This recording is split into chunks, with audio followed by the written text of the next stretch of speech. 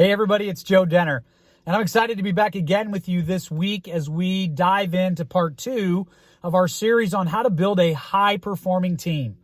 Last week, part 1 was all about creating organizational clarity. And if you haven't watched that video, I strongly encourage you when you're done with this, that you jump back over to my blog and make sure that you watch that, because it really is the foundation for this entire process. But part 2 is really all about getting the right people in the right positions.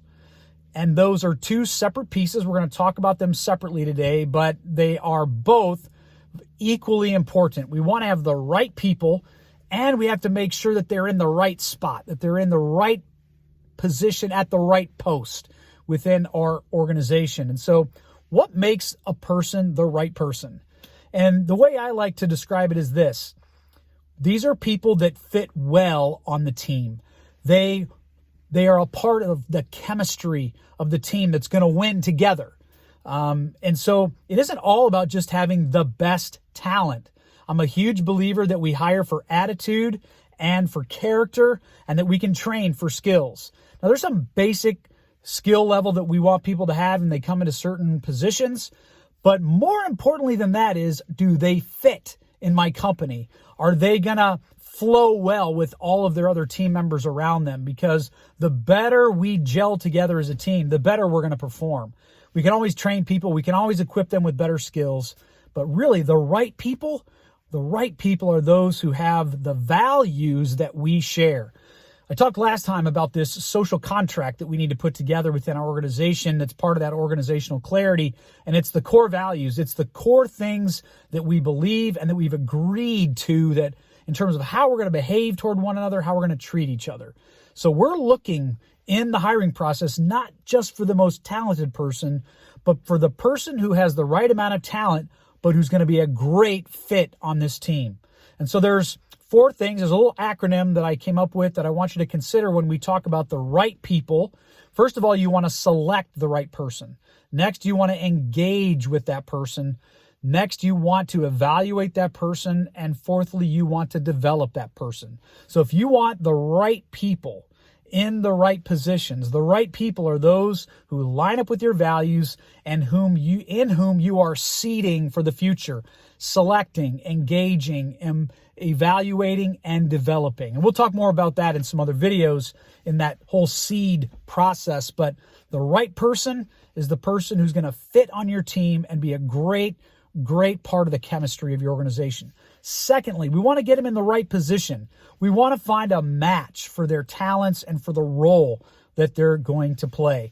And there are 3 things, especially when we go back to the seed method that I talked about a few minutes ago. When we talk about the evaluate piece, there are 3 things that I want you to think about as you evaluate your people to make sure that they are truly in the right position, that they are in the right spot, or what I call they're in the sweet spot. First of all, do they thoroughly see what they are supposed to be doing?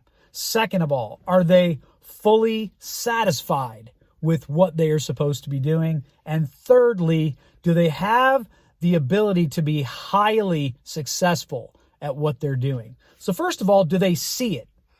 Do they see it? Do they fully know and understand and get what you expect from them in their role? If they see it, that's a great foundation. Second of all, are they going to be fully satisfied with it? Is it going to meet some of their passions and their desires and the things that energize them? Because if a person is in a position that just drains them on a daily basis, over time they're going to become disengaged and they are no longer going to be one of your best employees. So first of all, do they thoroughly see it? Second of all, can they be fully satisfied doing it? But then lastly, can they be highly successful at it? In other words, have you positioned them in a place where they can do what they do best every day? Critically important in this whole process, especially if you want to keep your people. So if we do a great job of selecting the right people on the front end, and we select them, we get engaged with them, we're evaluating them, and we're developing them, we want to keep them. And we want to make sure that we keep them in the right position. So do they thoroughly see it? Are they fully satisfied with it? And are they able to be highly successful at it? the 3 S's. See it, satisfied with it, successful at it. So if we put those 2 together, we've got the right people in the right positions. And along with that foundation of organizational clarity, we are well on our way to fantastic results. Well, listen, I hope you'll stick around with me for part 3. But if you're watching this anywhere else but my blog, I encourage you right now to jump over to joedenner.com, where you're going to find plenty of other great resources for your leadership journey. Continue with me for part 3 next time as we help you continue to build a high-performing team. Thanks and take care.